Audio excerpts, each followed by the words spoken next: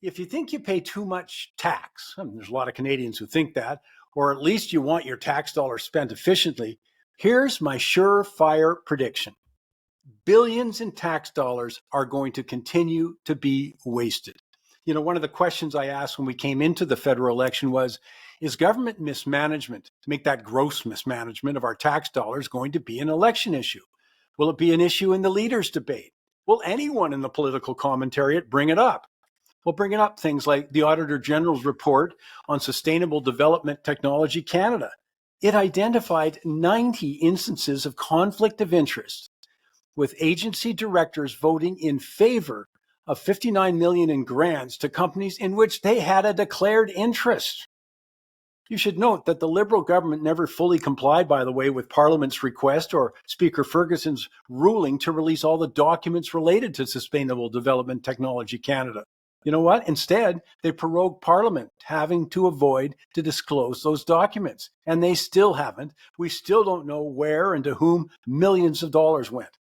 How can anyone other than the most pathologically partisan Liberal think that's open and transparent government like they promised?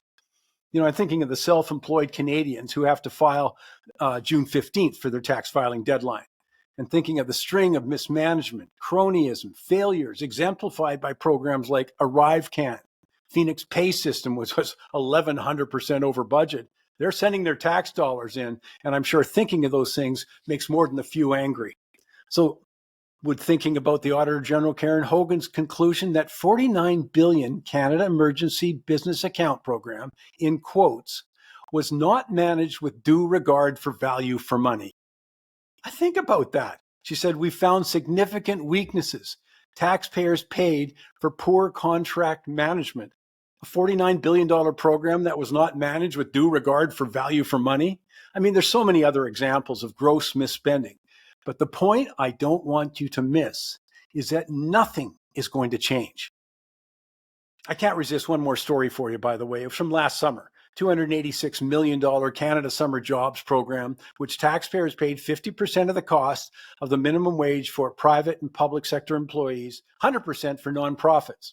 Auditor General Karen Hogan found, in quotes, despite the program being described as a job creation program, the Department of Employment did not collect data to know how many summer jobs were actually created.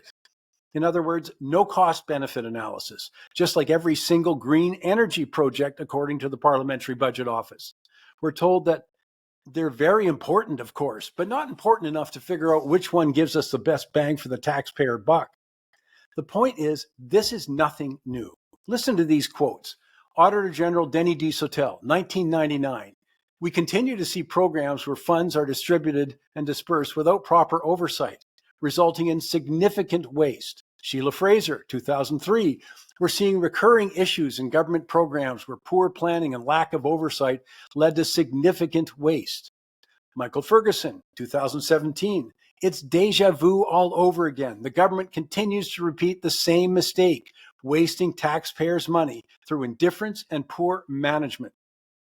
Perhaps more damning than that, though, is both Michael Ferguson and Denis Dusotel concluded there's a culture in the federal civil service that's predicated on avoiding responsibility. My point is, nothing is going to change until the system itself changes. We're guaranteed to have more ArriveCans, more consultant scandals, more gun registries, where the government spent $67 million by September last year, hadn't collected a single gun. In its final report, Auditor General Denis Dusotel asked this question: why do these problems seem so intractable? Why do they persist year after year despite express commitments to set them straight? Well, the answer is straightforward. It's a system that regularly operates without clearly defined and measurable goals. It avoids cost-benefit analysis for fear it's going to expose significant waste. And most of all, it lacks accountability. And it continues to this day, with Mark Carney refusing to produce a budget, which not only denies the public's right to transparency in how our tax dollars are spent, but denies the critical oversight provided by independent bodies like the Parliamentary Budget Office and the Auditor General.